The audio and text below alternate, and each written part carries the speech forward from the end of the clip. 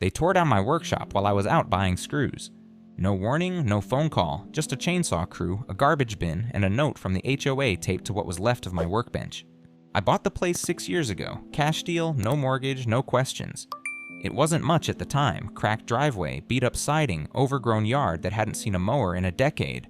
But it sat right on the edge of the neighborhood, backed up against a stretch of woods that nobody cared enough to claim. That was the whole point. I didn't want community pools or potlucks or friendly waves from neighbors I'd never trust. I wanted distance. I wanted a place that didn't need explaining. The workshop was the first thing I built. Not the house, that could wait. It wasn't fancy, just a lean-to off the side of the garage with a corrugated steel roof, some old scaffolding, and shelves I welded myself. That pine tree behind it kept it shaded even in July, and the slope of the hill caught the breeze just right. I could spend 8-10 hours out there working on busted outboards, rotten transoms, half-sunk John boats that no one else bothered fixing. I had a rhythm. Shop by day, grill at dusk, silence at night. I didn't go to HOA meetings, never needed to. I paid the dues, kept my trash off the curb, never made noise, never parked in the wrong direction. Nobody said a word to me for 5 years. Not a complaint, not a knock. I wasn't part of their wine and cheese committee, and they weren't part of my life. Then Eldon Maris got voted in as HOA president, ex-fireman. Big hands, small smile, so moved in 3 years back after his second divorce, said he wanted to give back to the neighborhood. Within 2 months, he had security patrols, sidewalk inspections, and a beautification initiative that meant if your yard didn't look like a brochure, you were getting fined. Suddenly, I was getting notes about unregistered equipment in view from public roadways, meaning my boat trailer. Then one about my roof color, then the hedge I trimmed too low. But the one that made me stop ignoring him was taped to my shop door. Red ink, bold letters, unauthorized structure, remove immediately. That pine-shaded lean-to had stood for 6 years, built with my hands, on my land, and Eldon wanted it gone. The first time I realized Eldon wasn't just another clipboard clown was about a month after that red notice showed up. I came home from picking up some marine epoxy to find 2 orange flags staked into my yard, right along the gravel edge by my shop, neon plastic flapping in the wind like I was about to have a utility line drilled through my ribs. I stood there holding a paper bag of bolts and stared at the flags for a solid minute, thinking maybe they'd screwed up the address. But nope, my house number was spray painted right on the curb in fresh white. Next day, I got a letter in the mail. Not a normal envelope, mind you, one of those thick manila bastards hand-delivered by some HOA lackey in a reflective vest. Inside was a formal notice of visual encroachment. Visual encroachment. Apparently, my workshop was obstructing the uniform sightlines of the community and undermining property cohesion. That's word for word. I read it 3 times before I stopped laughing. Then I flipped to the back and saw the fine, $350, due in 10 days. Attached was a photo someone had clearly taken from halfway down the block, long lens zoomed in right between 2 mailboxes, trying to make it look like my shop was some kind of bunker. I didn't pay it, I didn't respond either. I figured, alright, this is just HOA chest thumping. Let 'em huff. The structure's on my land, fully behind my house, invisible from the street unless you're playing sniper in a tree. There's no way they're dumb enough to actually escalate over a glorified tool shed. I underestimated Eldon. 3 days later, I wake up to find that someone, I'm guessing the same guy with the camera, had come onto my property at night and slapped a sticker on my workshop door. Bright yellow, reflective, just like a tow notice. Violation and escalation, Phase 2, final warning. Phase 2. Of what? This wasn't a damn video game. I tore it off and chucked it into the trash, but something in my gut shifted right then. Eldon wasn't just testing boundaries, he was crawling over them, and he wasn't doing it through proper channels. He was doing it the way guys like him always do, slowly, quietly, and just legal enough to keep you spinning your wheels while he gets what he wants. That's when I started paying attention. The next hit came without a sound. No knock, no letter this time, just silence. And then I noticed the mailbox. It was gone. The post was still there, jagged and splintered like someone had hit it with a truck or a bat. But the box itself? Vanished. Not in the ditch, not down the road. Just gone. In its place was a temporary plastic unit zip-tied to a steel rod and planted crooked in the dirt, like an afterthought. I thought it was vandalism at first, maybe some drunk teenager with a grudge against aluminum, but then I saw the sticker. HOA property tag, laminated and stamped. I called the number listed at the bottom and got transferred 3 times before some clerk told me the original mailbox had been removed due to non-compliance with neighborhood visual standards. Apparently, the black paint was chipped beyond acceptable threshold. Their words, my mailbox had a chip, so they ripped it out. That one stung more than I expected. I'd built that box with my brother back when he was still breathing. Bolted it myself. Little nameplate and everything. I didn't say any of that on the call, I just hung up, but it sat heavy. Couple days later, I wake up to what sounds like a damn lawnmower right outside my bedroom window. I step out back, and there they are. HOA landscape volunteers. 2 of them in matching safety vests, hacking branches off the pine with an electric pole, saw like they were trying to prove something. My pine. The one shading my shop. I shouted.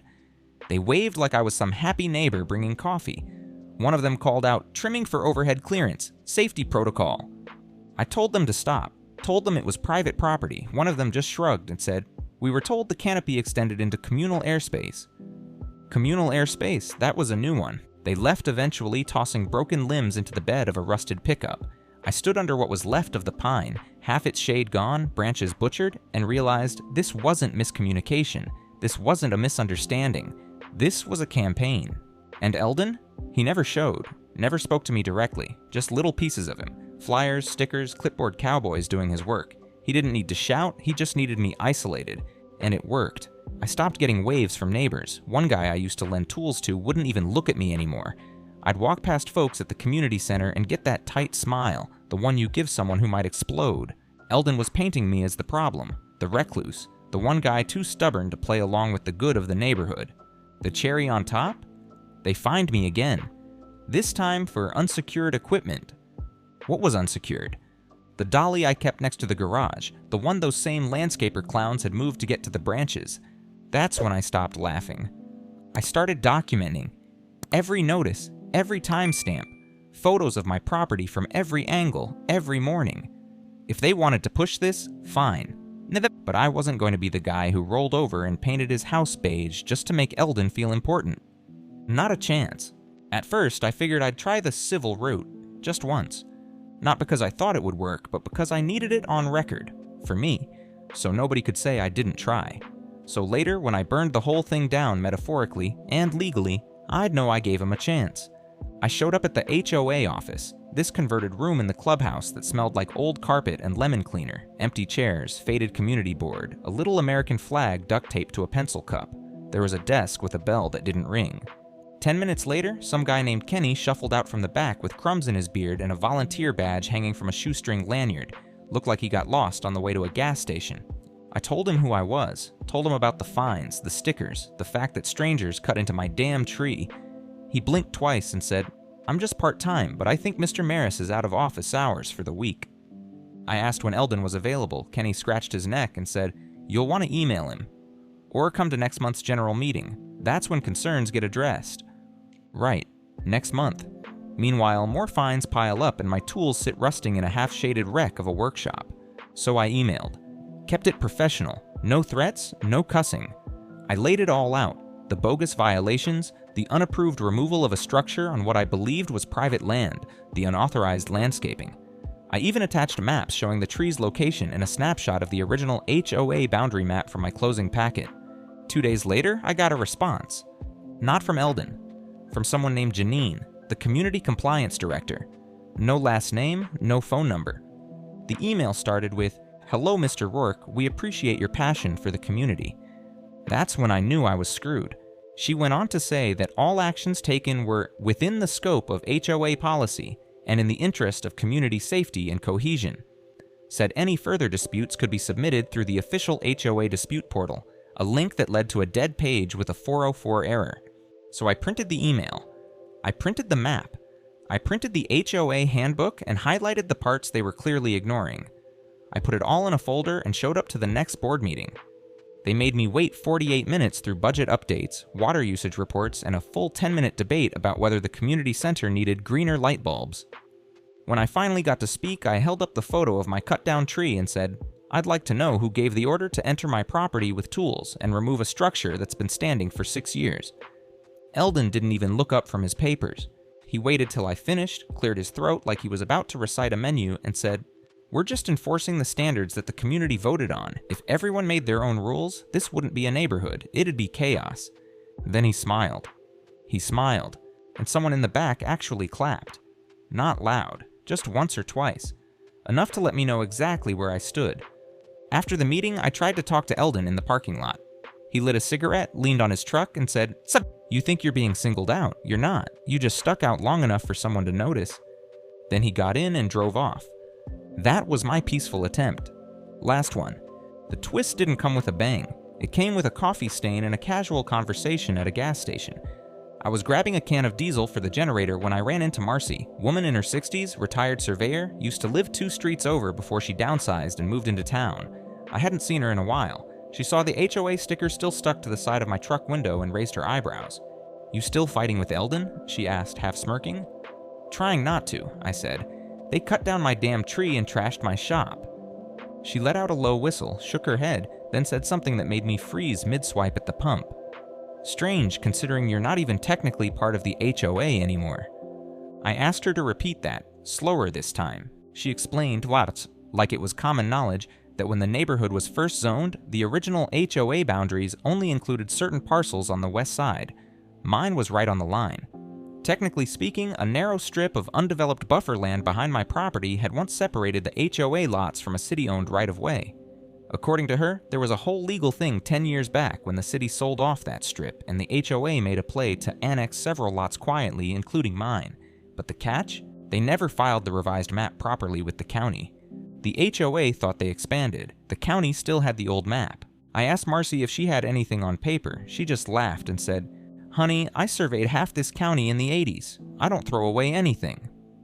3 hours later, I was sitting at her kitchen table while she dug through an old metal filing cabinet and pulled out a folded plat map from 2009, complete with signatures, city stamps, and handwritten parcel codes.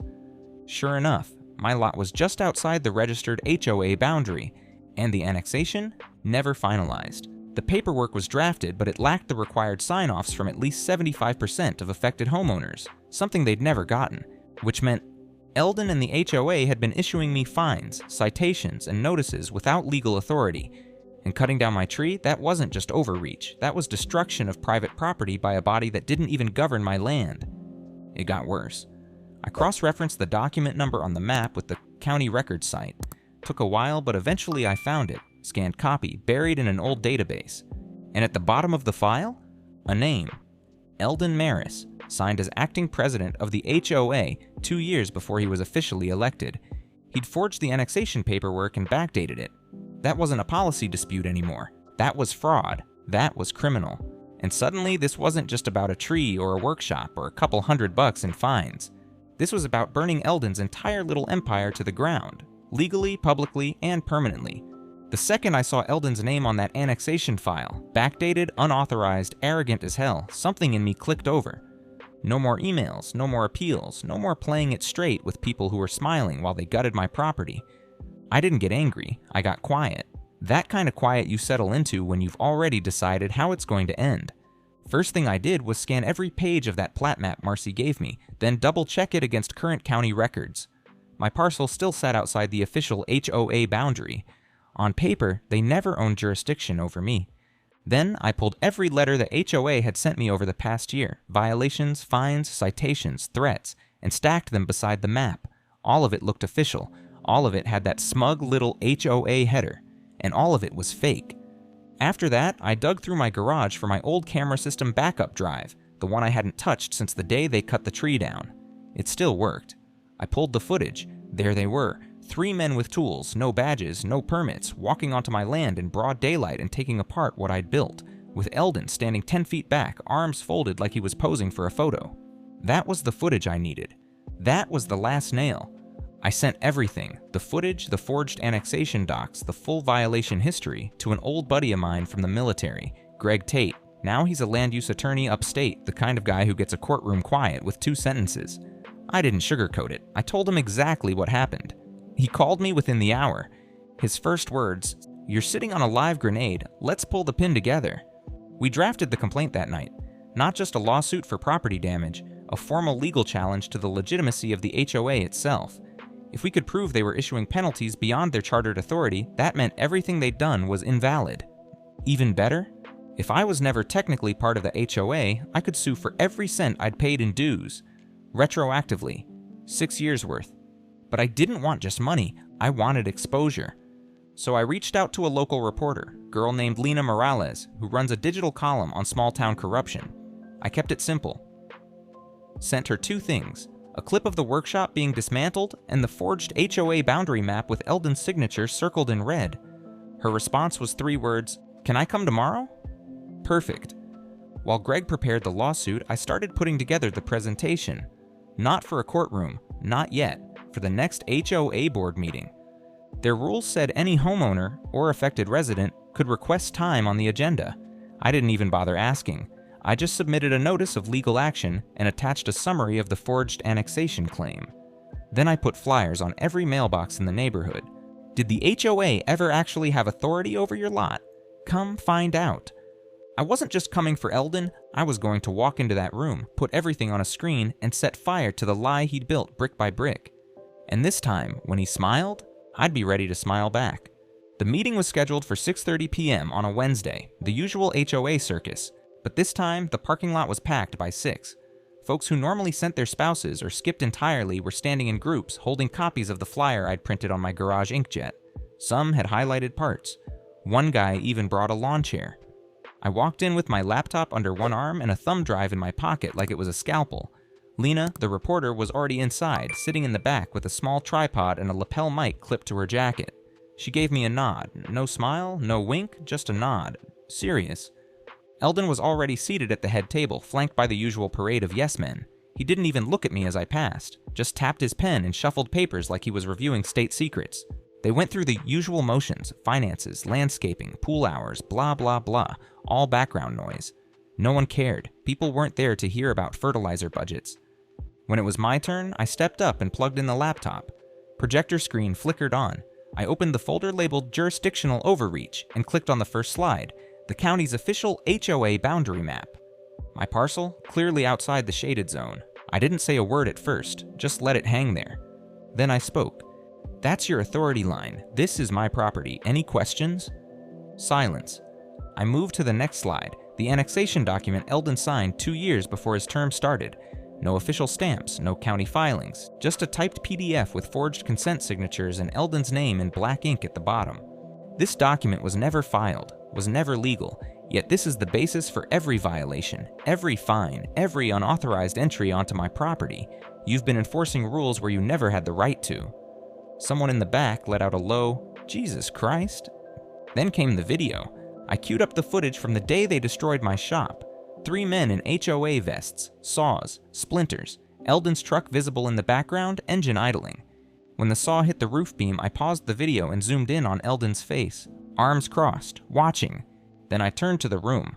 This was not enforcement. This was trespass. This was destruction of private property based on a lie, and if he did it to me, he can do it to any one of you. It hit harder than I expected. People started murmuring. Someone stood up and asked how to check if they were actually in the HOA boundaries. Another asked about retroactive fines. One woman said she'd paid over $3,000 in violations in the last 2 years and wanted every penny back. And then, for the first time all night, Eldon finally opened his mouth. "This is a misunderstanding. Those maps are outdated. Our annexation process..." I cut him off. "The county says otherwise. The law says otherwise. And starting tomorrow, my lawyer will say otherwise. In court." He tried to regain the room, raised his voice, something about community values and bad actors sowing division. But it was too late. He didn't sound strong, he sounded panicked. One of his own board members leaned in and whispered something. Eldon's face dropped. Someone called for a vote, right there, on the floor, to suspend HOA enforcement actions pending legal review.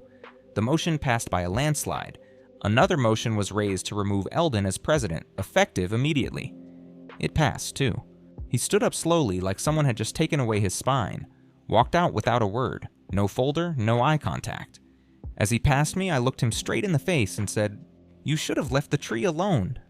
He kept walking. Outside, folks gathered around Lena. She was already uploading the story to her paper's site. Title was short and sharp. HOA, President ousted after forging control over private property. I didn't say much. Just packed up my laptop, nodded to a few neighbors who finally saw me as something other than a problem, and left. I'd walked into that meeting with 2 goals. Take back what was mine. Make sure Eldon never got to touch it or anyone else's land again. Done and done. It didn't take long. By the next morning, Lena's article was already spreading. Not just locally, it got picked up by a regional outlet before noon. I had 3 missed calls from numbers I didn't recognize and a voicemail from a local radio station asking if I wanted to share my side of the neighborhood uprising. I deleted it. I wasn't interested in interviews. I wasn't trying to become some HOA fighting celebrity, but I wasn't about to hide from it either. The real show started at the emergency town council meeting 2 days later. See, the HOA's fake annexation stunt didn't just screw me. It reached into city records, altered tax designations, and affected zoning boundaries for multiple homes. That caught the city's attention fast. Clay Rourke getting steamrolled was one thing. Clay Rourke dragging a stack of forged filings into public record? That was another. I showed up to that meeting with Greg, my attorney, and a binder full of everything. The original plat maps, the fake expansion documents, the video, the email chain, copies of fines. The mayor opened the floor with a tight face and said, "It appears we have a situation involving misrepresentation of jurisdiction by a local HOA. That's putting it politely." Greg spoke calmly, clearly, cited case law, read exact clauses from the HOA's own charter. The crowd, city officials, reporters, residents, sat dead silent as he walked them through the entire scam Eldon had run, quietly, over years. When it came my turn, I didn't get fancy. I held up the HOA's final violation notice, the one they taped to the busted workbench after they trashed my shop, and said, "This is the letter they left me, no phone call, no hearing, just destruction, and now you know they never had the right." A woman from the back asked how many homeowners were affected. I answered, "We don't know yet, but I guarantee this wasn't just about me." By the end of the meeting, the city council voted unanimously to launch a full audit into the HOA's operations. Eldon was formally referred to the district attorney's office for potential fraud charges. That night, someone posted the full HOA meeting video online, the one where I showed the footage and dropped the documents. It hit 100,000 views in 2 days. Comments poured in, "This guy's a legend." My HOA just fined me for hanging a flag. Watching this gave me hope. Finally, someone fought back the right way. Even got a message from a former HOA board member from 2 neighborhoods over. "Wish we had someone like you when our president went off the rails." But here's the part that really stuck with me. It wasn't the articles, or the legal action, or even Eldon's quiet disappearance. It was walking through the neighborhood that weekend, on my way to the hardware store and seeing people finally make eye contact again. One guy, the same one who used to cross the street when he saw me, walked up, handed me a 6-pack, and said, "Should have stood up with you sooner, sorry I didn't." I told him, better late than never. Word was, Eldon packed up and left town. House went up for sale a week later, motivated seller. Some said he moved in with his daughter out in Tempe. Others said he lawyered up and tried to settle quietly. I didn't follow up, didn't care. What mattered was this. Everybody saw it, public, clear, on the record, and he didn't get away with it. And that's what made it real. It's quiet now. Not just the kind of quiet you get after a storm, but the kind that settles in when the air's finally clear. No more sticker warnings on my door. No more HOA patrols cruising past the house like I was some kind of threat. The new board, yeah, they actually held an election this time, sent a letter a few weeks back officially confirming my property's exclusion from their jurisdiction. Simple envelope, no nonsense. I framed it and hung it in the garage, right above my bench.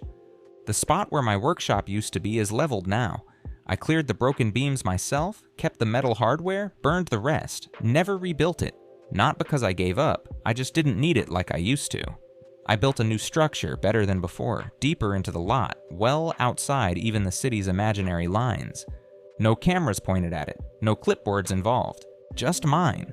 That new pine sapling I planted? It's doing all right. Won't replace the old one, nothing could, but it casts a little shade in the morning, and that's enough for now. I sit out there sometimes, no radio, no phone, just the creak of the wind in the branches and the smell of sawdust. Folks in the neighborhood started talking again. Some come by with questions. How'd you do it? Or can you help me with this thing our board's pulling? I help when I can, not out of some moral crusade, just feels right to pass it on. I don't go to HOA meetings, never will, but I hear they're shorter now, less yelling, fewer fines, more folks showing up who used to stay home. That's a win in my book. As for Eldon, far as I know, he hasn't come back. Probably won't. I like to think he's somewhere quiet, too, thinking about how it all fell apart. maybe even wondering how a guy who kept to himself, fixed boats, and minded his business ended up being the one to take it all down. Truth is, I never wanted a fight, but I wasn't going to let someone walk onto my land, tear apart what I built, and tell me it was for my own good. That's the thing about peace. Sometimes you've got to punch through the noise to earn the silence. And now it's real quiet.